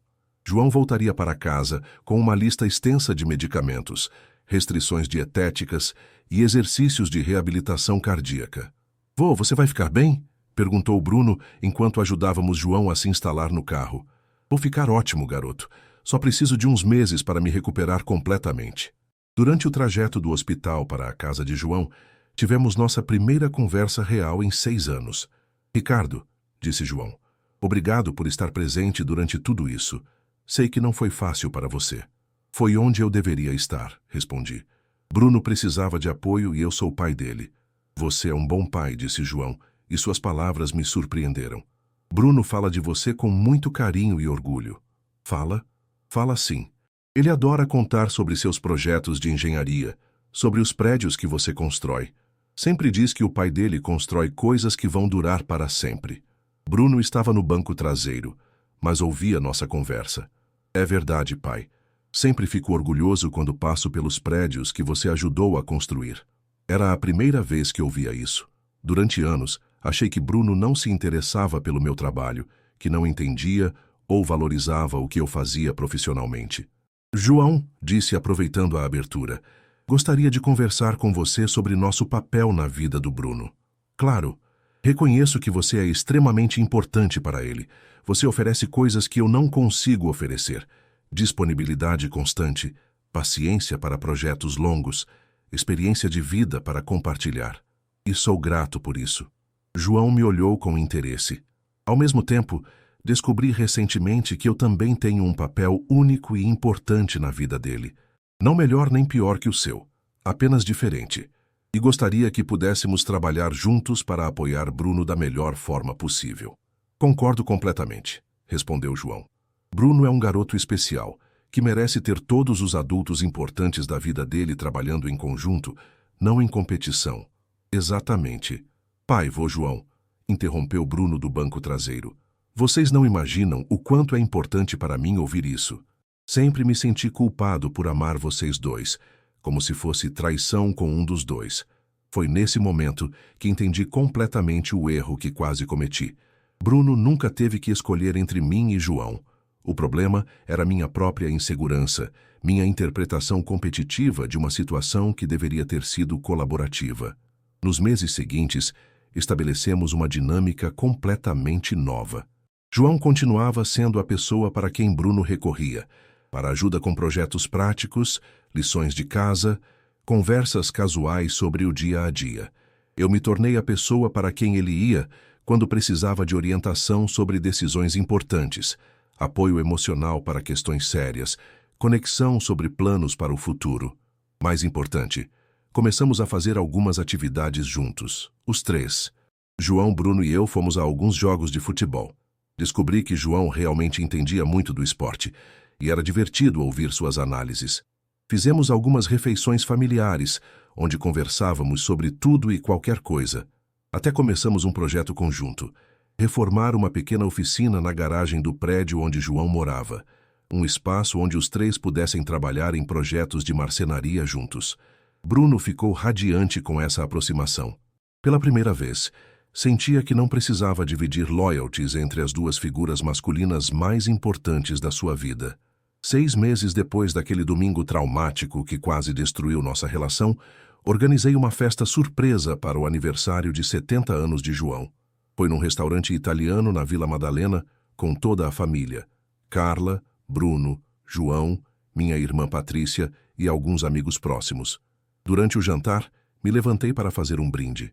João, disse olhando para meu ex-sogro, que estava visivelmente emocionado com a festa, você é uma das pessoas mais íntegras e generosas que conheço. Nos últimos 6 anos, você foi muito mais que um avô para Bruno. Foi mentor, amigo, exemplo de caráter. A mesa estava em silêncio, todos prestando atenção. Por muito tempo, confesso que vi você como competição. Achava que seu papel na vida do Bruno diminuía o meu. Estava completamente errado.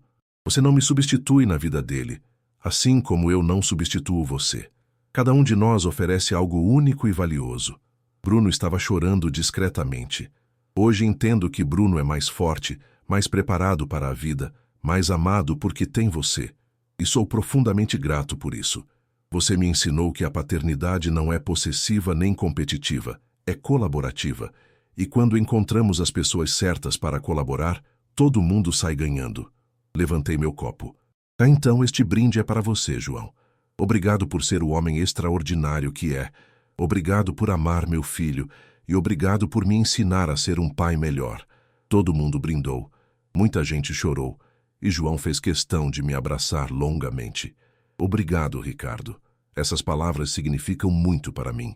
Hoje, 2 anos e meio depois daquele domingo que quase mudou tudo, minha relação com Bruno está melhor do que jamais esteve.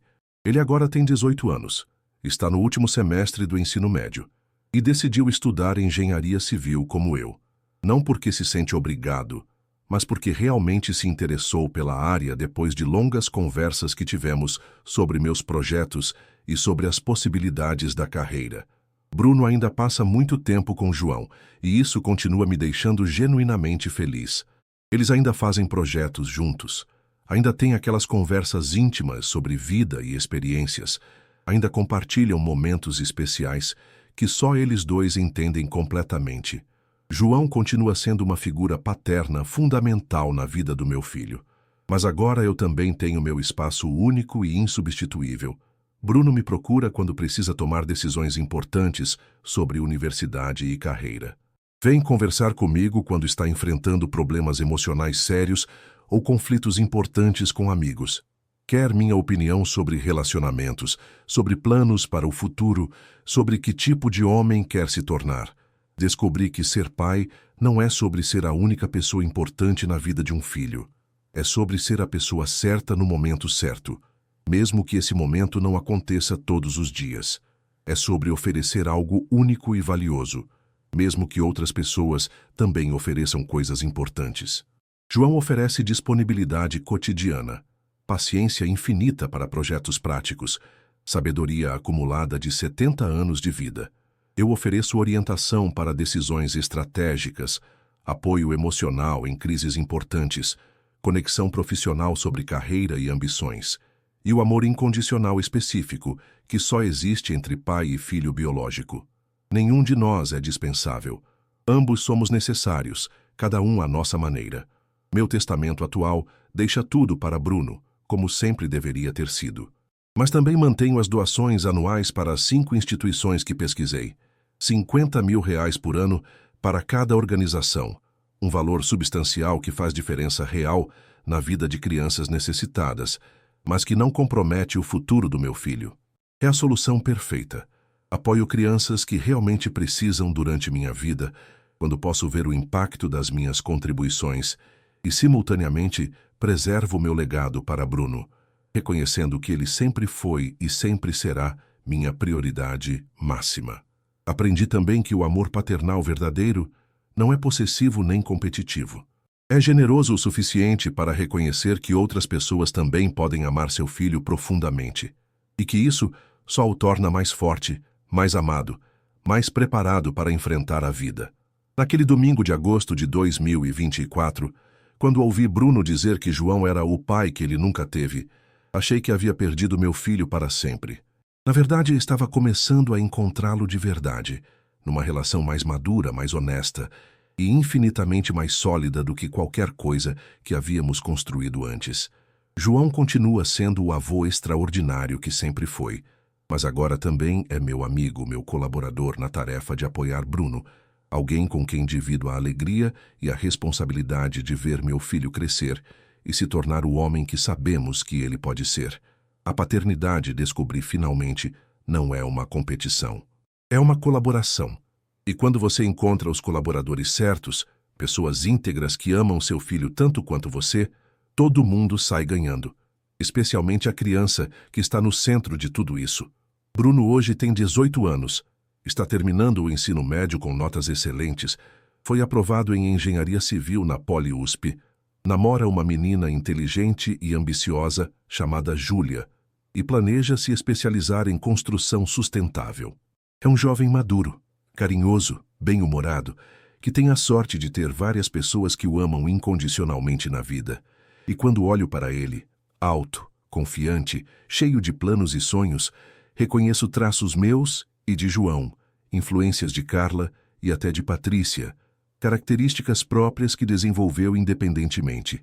É o resultado de uma rede de amor e apoio que inclui muitas pessoas importantes, cada uma contribuindo com algo valioso para a formação do caráter dele.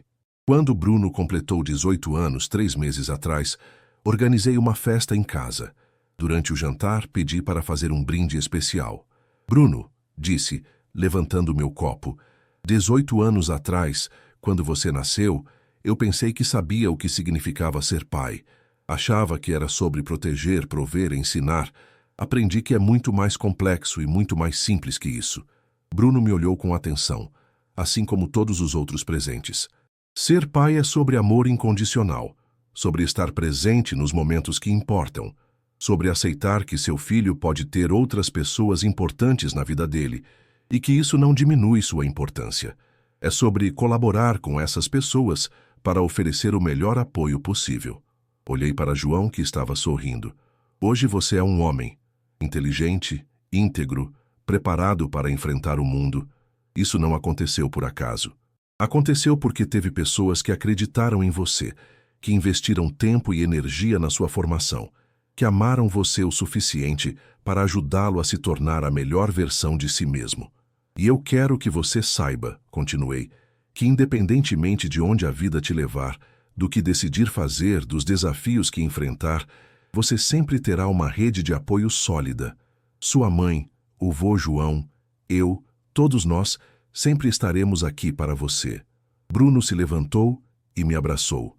Obrigado, pai, por tudo, especialmente por ter aprendido a dividir o amor ao invés de competir por ele. Suas palavras resumiram perfeitamente tudo o que havíamos descoberto juntos nos últimos anos.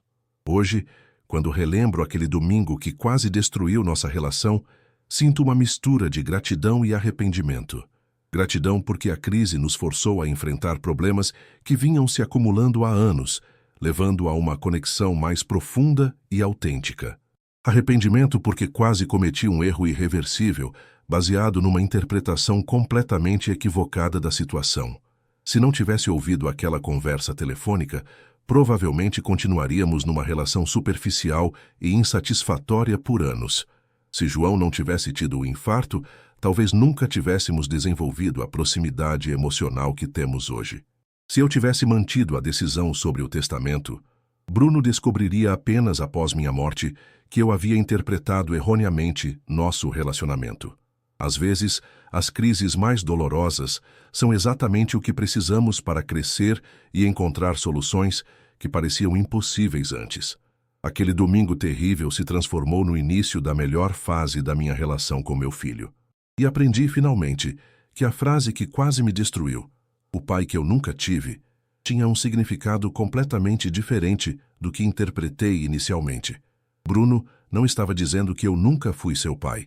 Ele estava dizendo que João era o tipo de figura paterna cotidiana e disponível que ele nunca teve, mas que completava o que eu já oferecia como pai biológico.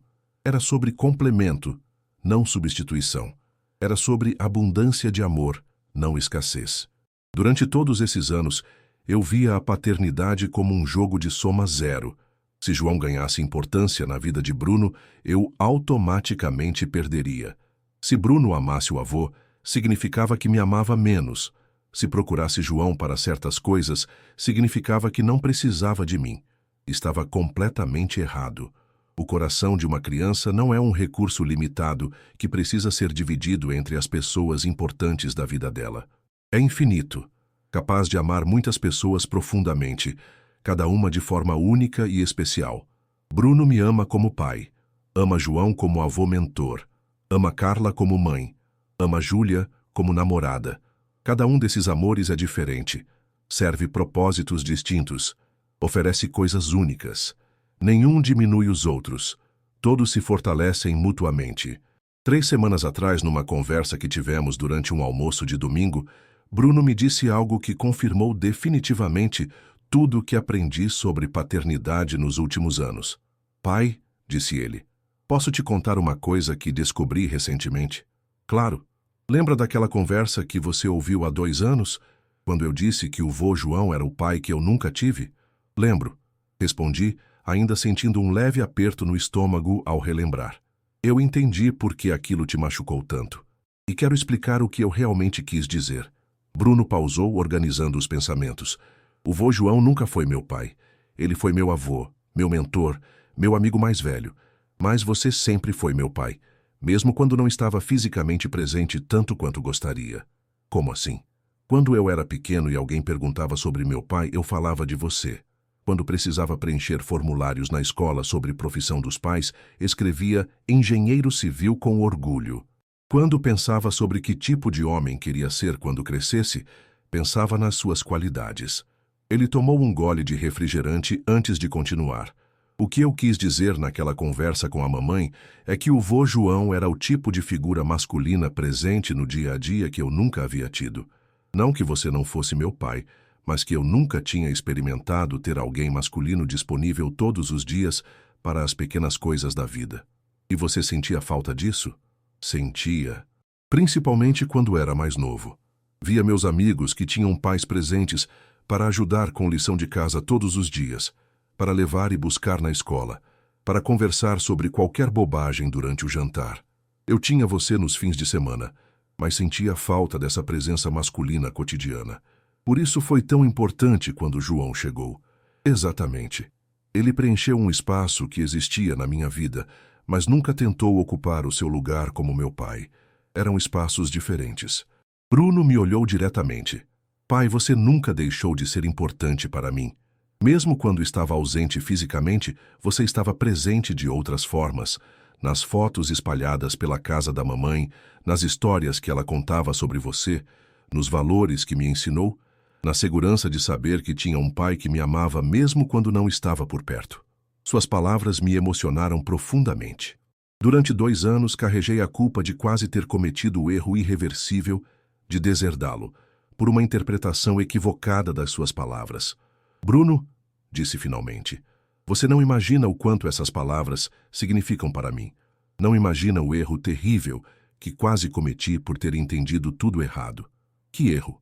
Foi então que contei para ele sobre o testamento, sobre como suas palavras me afetaram, sobre a decisão radical que tomei naquela madrugada, sobre como a crise de saúde de João me fez perceber minha interpretação errada da situação. Bruno ouviu tudo em silêncio, com uma expressão que variava entre choque, tristeza e compreensão. Pai, disse quando terminei, me desculpa por ter dito aquilo daquela forma. Se soubesse que você ia ouvir e interpretar assim... Não, interrompi. Você não precisa se desculpar por nada. Você tinha todo o direito de estar frustrado comigo por eu ter cancelado nossos planos. E tinha todo o direito de valorizar a presença do vô João na sua vida. O erro foi meu, de interpretar mal a situação e quase tomar uma decisão destrutiva baseada no orgulho ferido. Mas você não tomou a decisão no final. Quase tomei. E isso me assombra até hoje. Bruno ficou em silêncio por alguns minutos, processando tudo o que eu havia contado. Pai, disse finalmente, obrigado por ter mudado de ideia. Obrigado por ter entendido que o amor não é competição. E obrigado por ter se aproximado de mim de verdade depois de tudo isso. Obrigado a você por ter me dado uma segunda chance de ser um pai melhor. Nós nos abraçamos ali no restaurante, 2 homens, porque Bruno realmente já era um homem, que haviam aprendido juntos sobre amor, perdão e as complexidades das relações familiares. Hoje, quando penso naquela frase que quase destruiu nossa relação, ela tem um significado completamente diferente. O pai que eu nunca tive não era uma negação da minha paternidade. Era o reconhecimento de que existem diferentes tipos de figuras paternas e que uma criança tem sorte quando encontra várias pessoas dispostas a desempenhar esses papéis diferentes. João foi o pai cotidiano que Bruno nunca teve. Eu fui o pai biológico, protetor e orientador que sempre tive. Carla foi a mãe presente e dedicada. Patrícia foi a tia carinhosa, cada um oferecendo algo único e valioso para a formação do caráter e da personalidade de Bruno. A semana passada, Bruno me ligou da faculdade. Ele começou engenharia civil na USP em março, com uma notícia que me deixou simultaneamente orgulhoso e nostálgico. Pai, lembra daquelas instituições de caridade que você pesquisou quando mudou o testamento? Lembro. Estou pensando em fazer trabalho voluntário numa delas. A Casa do Caminho, que cuida de crianças órfãs. Quero ajudar com aulas de reforço de matemática. Que ideia linda, Bruno! É que fiquei pensando sobre a nossa conversa, sobre como você queria ajudar crianças que não tiveram a sorte de ter figuras paternas presentes. E pensei que talvez eu pudesse ser esse tipo de figura para algumas dessas crianças. Senti um orgulho imenso ouvindo essas palavras. Meu filho estava decidindo voluntariamente dedicar parte do seu tempo para ajudar crianças necessitadas. Não por obrigação ou culpa, mas por genuína vontade de fazer diferença. Você gostaria de ir comigo na primeira visita? Perguntou Bruno. Talvez pudéssemos fazer isso juntos de vez em quando. Adoraria, respondi, e era absolutamente verdade. Ontem, domingo, fez exatamente 2 anos e meio desde aquele dia dos pais que mudou tudo. Bruno veio almoçar comigo, como faz quase todos os domingos agora. Preparei o mesmo prato que havia feito naquele dia traumático. Carne mal passada com sal grosso e alecrim. Mas desta vez, quando nos sentamos para comer, nossa conversa foi natural, íntima, cheia de risadas e planos para o futuro. Bruno me contou sobre os professores da faculdade, sobre os projetos que está desenvolvendo, sobre a viagem que quer fazer com Júlia nas férias de julho. Pai, disse ele durante a sobremesa, posso te falar uma coisa? Sempre. Eu fico pensando às vezes em como nossa relação mudou nos últimos anos, como ficou mais próxima, mais verdadeira. Também penso nisso. E cheguei à conclusão de que talvez tenha sido necessário passar por aquela crise para chegarmos onde estamos hoje. Ele tinha razão. Se não tivéssemos enfrentado aquele momento de quase ruptura total, provavelmente continuaríamos numa relação cordial, mas superficial, pelos próximos anos. Foi preciso chegar perto de perder um ao outro para descobrirmos o que realmente significávamos um para o outro. Bruno disse, você sabe o que mais me orgulha em você? O quê? Não são suas notas na faculdade, embora sejam excelentes. Não é sua aparência, embora você seja um rapaz bonito. Não são seus planos profissionais, embora sejam ambiciosos. Então o que é? É sua capacidade de amar muitas pessoas ao mesmo tempo, profundamente, sem ver isso como conflito. É sua maturidade emocional para entender que as relações familiares são complexas e que isso está tudo bem. É sua generosidade para perdoar meus erros e me dar chances de ser um pai melhor. Bruno sorriu daquele jeito que me lembra o menino pequeno que ele foi um dia. Obrigado, pai. Isso significa muito para mim. E você sabe o que mais me impressiona? O quê? É que você se tornou exatamente o tipo de homem que eu sonhava que se tornasse, mesmo quando eu não estava presente da forma ideal. Isso me mostra que, no fundo, talvez eu tenha acertado algumas coisas importantes, mesmo errando outras. Conversamos até o fim da tarde. Quando Bruno saiu por volta das 6, me abraçou longamente. Te amo, pai. Também te amo, filho. Mais do que você pode imaginar. Depois que ele saiu, fiquei na varanda do apartamento, no mesmo lugar onde estava naquele domingo terrível há 2 anos e meio. Mas agora, em vez de dor e ressentimento, sentia paz e gratidão. Gratidão por ter um filho extraordinário que me ama, apesar dos meus defeitos.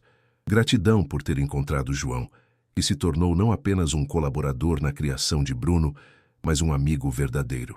Gratidão por ter aprendido que o amor paternal verdadeiro é abundante, não escasso, colaborativo, não competitivo, generoso, não possessivo. Meu nome é Ricardo Mendes. Tenho 47 anos, sou engenheiro civil, pai de Bruno, que agora tem 18 anos, e estuda engenharia como eu.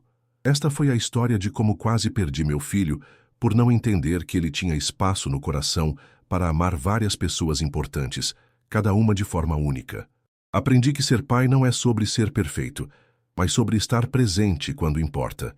Não é sobre ser o único, mas sobre ser autêntico. Não é sobre competir com outras pessoas importantes na vida do seu filho, mas sobre colaborar com elas para oferecer o melhor apoio possível. Aprendi que as crises mais dolorosas, às vezes, são exatamente o que precisamos para crescer, para enfrentar verdades que vinham evitando, para tomar decisões que mudam tudo para melhor.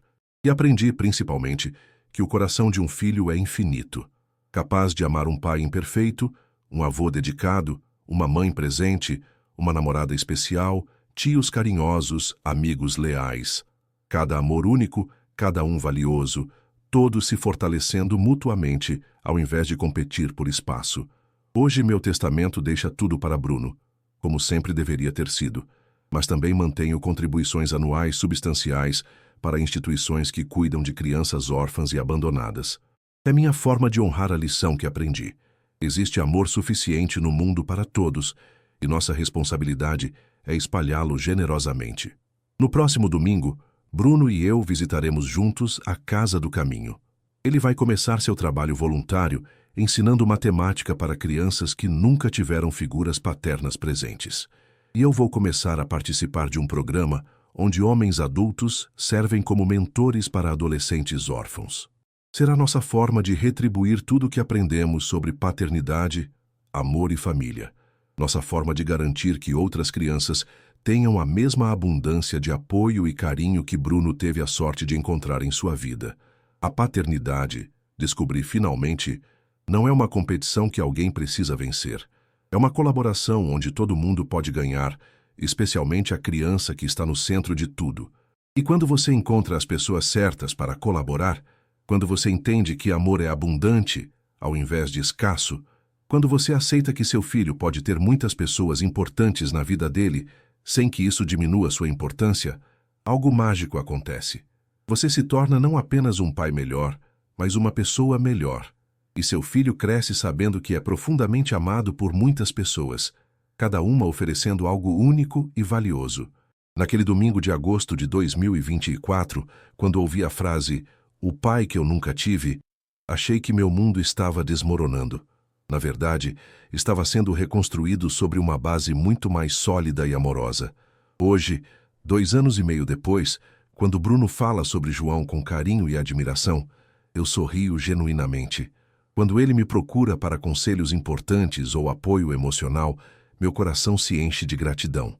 E quando vejo os dois juntos, trabalhando em algum projeto ou conversando sobre futebol, reconheço a beleza de uma família que aprendeu que o amor não precisa ser dividido para ser compartilhado. Esta é minha história.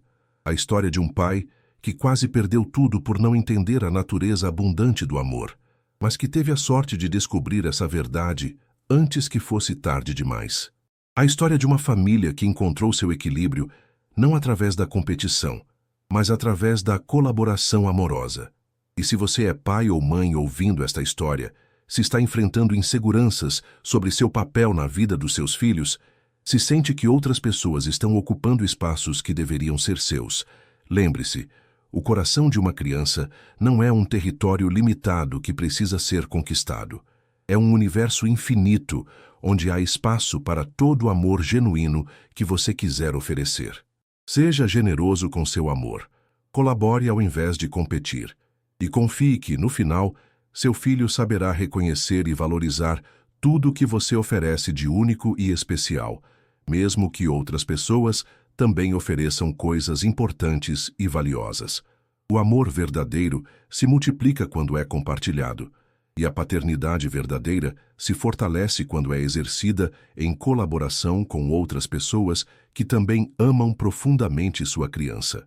Esta é a lição mais importante que aprendi, e é a lição que quero deixar para qualquer pai ou mãe que esteja ouvindo.